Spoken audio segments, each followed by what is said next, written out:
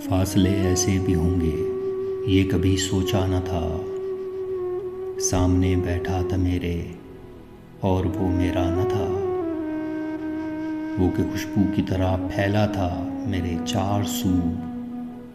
मैं उसे महसूस कर सकता था, छू सकता न था। रात भर पिछली सियाहट कान में आती रही। झांक कर देखा गली में कोई भी आया न था।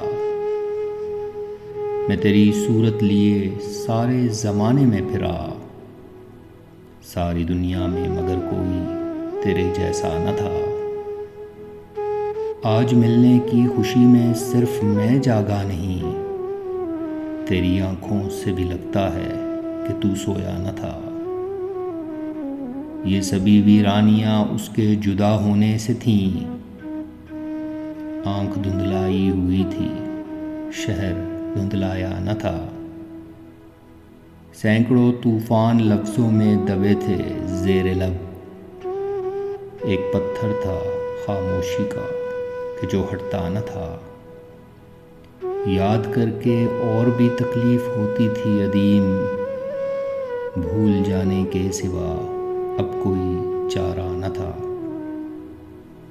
मसलहत ने अजनबी हमको बनाया था अदीम, वरना कब एक दूसरे को हमने पहचाना न था।